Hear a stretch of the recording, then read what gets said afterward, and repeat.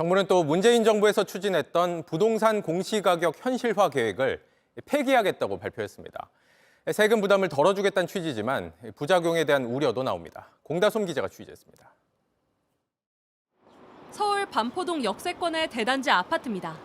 전용 면적 84제곱미터 아파트의 거래 가격과 공시가를 비교하면 10억 넘게 차이 납니다.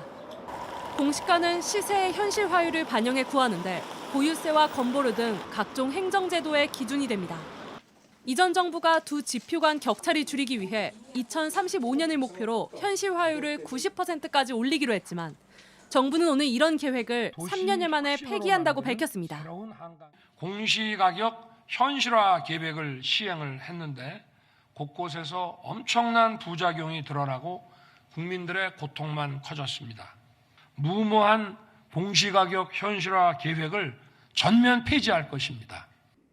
수년 전 집값이 급등한 데다 현실화율까지 오르며 주택 보유자의 세부담이 커졌다는 겁니다. 당장 내년부터 현실화율을 69%로 동결돼 있는 현 수준으로 유지하겠다고도 했습니다. 시민들 사이에선 혼란스럽다는 반응이 나옵니다. 또 이제 어떻게 될지 모르죠. 또 정권이 바뀌면 또 어떤 변수가 생길지는 모르겠어요. 그 부담은 항상 안고 사는 거예요. 이쪽 사는 사람들은. 최근 서울을 중심으로 아파트 값이 들썩이는 상황에서 앞으로 집값 상승을 부추길 거란 우려도 나옵니다. 정부가 자기네 입맛대로 세금을 제멋대로 거두겠다는 것이나 다름이 없고요. 부동산을 가진 사람과 안 가진 사람의 격차를 더 크게 벌려놓을 위험이 매우 크다고. 정부는 11월 법 개정을 목표로 6, 7월쯤 용역 결과를 발표하기로 했습니다. JTBC 공다솜입니다. 크게 늘어난 주택담보대출을 잡는 게 정부의 과제인데 또 부동산 시장이 들썩일 우려가 나오는 결정을 정부가 또 내렸습니다. 부동산 공시가 내년 현실화율도 올해처럼 동결하기로 한 겁니다. 정부는 국민들 세금 부담이 늘어난다는 이유를 내세웠는데 결국 총선용 아니냐는 지적이 나옵니다. 이 내용은 김민 기자입니다. 부동산 공시가는 재산세와 종부세는 물론 건강보험료 등을 산정하는 기준입니다. 집값에서 공시가가 차지하는 비율이 현실화율인데 지난해 정부는 지나친 보유세 부담을 막겠다며 현실화율을 2020년 수준인 69%로 묶어뒀습니다. 이걸 내년에도 그대로 적용하겠다는 겁니다. 아파트의 경우 기존 계획대로라면 시세 대비 75%가 돼야 하지만 올해처럼 69%로 유지됩니다. 또 현실화율을 순차적으로 90%까지 끌어올리는 전 정부의 계획은 부작용이 많다면서 계획 자체를 전면 재검토하고 내년 하반기에 내놓기로 했습니다. 여러 가지 공평가성이나 형평성에 문제가 없는지 이런 부분을 전반적으로 보겠다는 입장이고 기본적으로 거기엔 당연히 폐기도 포함됩니다. 다만 이런 결정이 총선을 앞두고 증세를 막기 위한 조치란 비판도 나옵니다. 땜질 처방식으로 그대로 그냥 유지하는 방식인데요. 국민들이 상당히 헷갈려할 것 같습니다. 세금 부담이 심하다라고 한다면 세율이나 과표 조정 이런 것들을 통해서 조절하는 것이. 정부는 이 문제를 국정과제로 삼고 1년 넘게 현실화 계획을 재검토해왔습니다. 전문가들은 큰 방향 없이 상황에 따라 정해지는 현실화율로 세수 전망에 차질을 빚을 거라고 우려합니다. 내년 현실화율 동결에도 올해 집값이 오른 서울 잠실과 강남 등 일부 지역의 세부담은 소폭 늘 걸로 보입니다.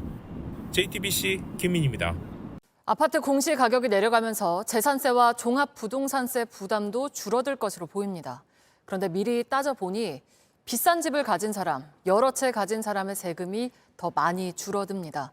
부자 감세가 현실화한 건데 너무 깎아주면 세수가 구멍 날 거란 우려가 커지자 정부는 종부세를 덜 깎아주는 방안을 검토하고 있습니다. 장서윤 기자입니다. 정부는 올해 보유세 부담이 지난해보다 20% 이상 줄어들 걸로 내다봤습니다. 공시가격이 크게 내려간 데다 부동산 세금 규제를 푼 효과가 더해졌다는 겁니다. 대표적인 규제 완화는 공시가격의 95%에 대해 매기던 종부세를 60%까지만 매긴 겁니다. 이 때문에 종부세를 내는 비싼 아파트일수록 세금 부담이 줄어들게 됐습니다. 올해 공시가격이 21억 원대인 서울 반포동의 아파트는 보유세가 830만 원으로 지난해보다 40% 넘게 줄었습니다. 다주택자는 더 많이 깎입니다.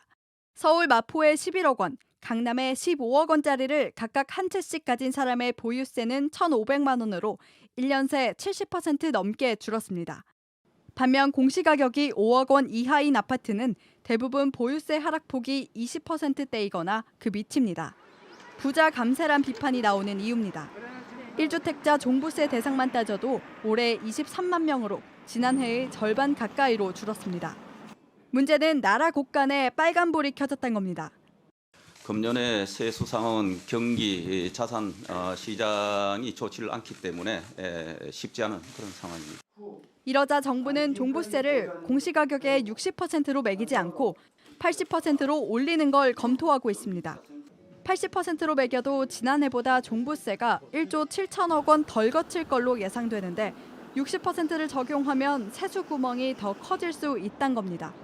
JTBC 장서윤입니다.